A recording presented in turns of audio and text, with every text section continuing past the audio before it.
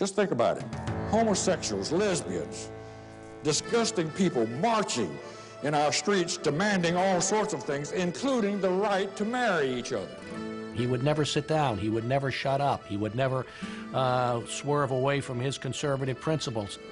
I will fight to preserve the right to life of unborn children and all other forms of humanity. Thank you very much. That's what it was all about, lifestyle issues, social issues, the very same issues that are dominating our politics today. Helms was the first to discover them. But I'm a symbol for all that the left-wingers and the godless people hate, and they hate Jesse Helms. I do not hate Senator Helms. Please let me be honest about that. I truly don't. I do hate what I think he has propagated. Harvey Gantt is a black.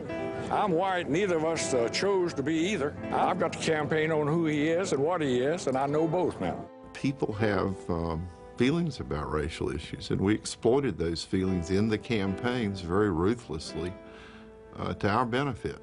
You don't want to shake hands with anybody? Well, I know people would call him homophobic and a woman hater and a racist. The Jesse Helms that I got to know, very close and personal, was a man who was very compassionate, very private in his charity. How do you square the Jesse Helms who adopted a boy with cerebral palsy with somebody who wants to cut out food stamps for poor children? Dead wrong on Martin Luther King holiday, dead wrong on a number of things, but he did what he believed was the right thing to do, and I think the longer he was here, the more open he became to other ideas.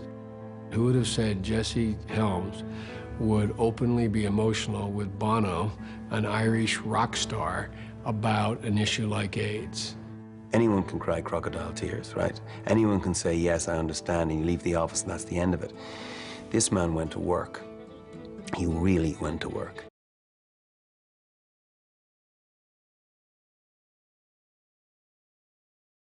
In June of 1995, Patsy Clark, whose late husband had been a consultant to Helms and whose son died of AIDS in 1994, read in the newspaper that Helms felt AIDS sufferers deserve their fate because HIV is spread through risky behavior. I thought, I will write him a letter, and then he'll understand. When I tell him about Mark, my son, and Harry Clark's son, he'll understand, and he'll say, oh, that's not what I meant. In his reply to Clark, Helms wrote, "As for homosexuality, the Bible judges it. I do not. I understand the militant homosexuals, and they understand me. They climbed onto the roof of Dots in my home and hoisted a giant canvas condom. As for Mark, I wish he had not played Russian roulette in his sexual activity."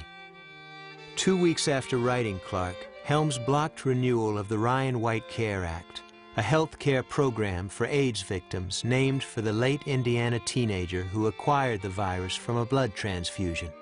The disease, Helms said, is the result of deliberate, disgusting, revolting conduct.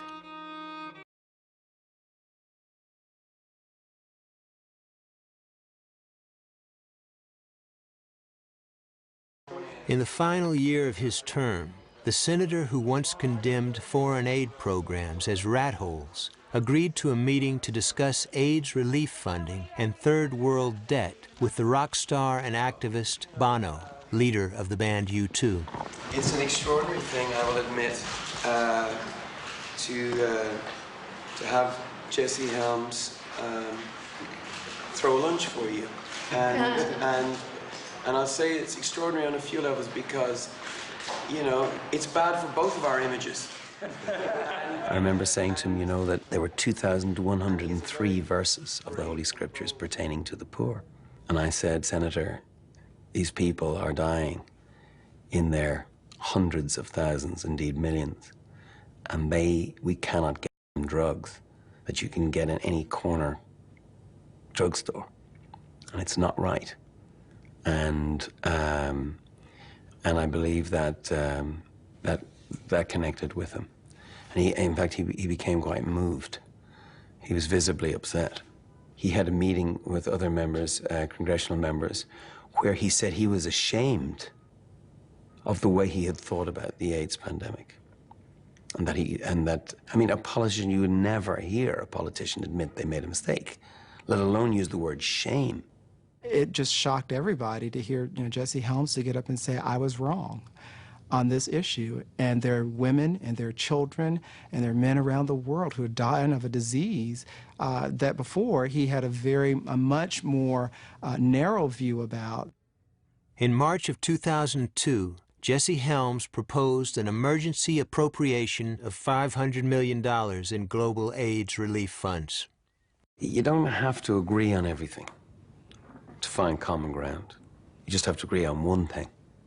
Here was our chance for common ground, and both of us fought hard for that. Well, I'm glad that he's found someone that he seems to be able to relate to, which is what I had hoped to do. Couldn't do it, but good for Bono. And I'm glad that he says that he thinks that he should have been more in favor of funding aid to Africa. Notice Africa. He made it quite clear in a newspaper right after that he had not changed his stance on homosexuality. That had nothing to do with it. There's trouble in my band for even having the meeting with the senator. Edge, our guitar player, is, married into a very sophisticated arts family, very cultural family involved in modern dance and all the rest of it. And the way they see Jesse Helms is this is the man who personally dismantled the National Endowment for the Arts. How could I ever meet him? And Edge said, you can't. And I said, it's worse than that, Edge. He said, he's coming to the gig. He said, there's no way Jesse Helms is coming to a U2 show. I said, he is. And so he came to the U2 show.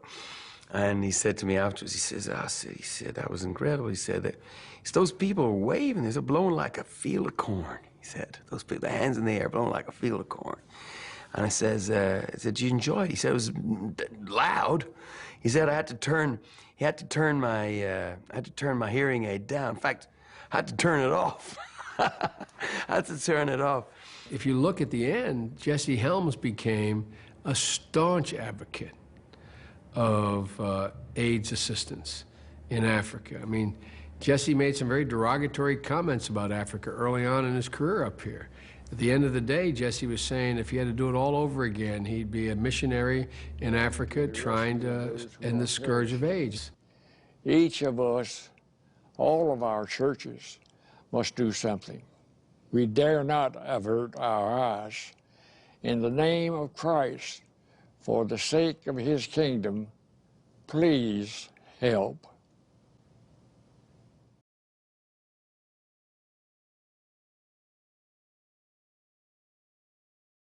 He certainly never found a civil rights bill that he liked. He never said segregation was wrong.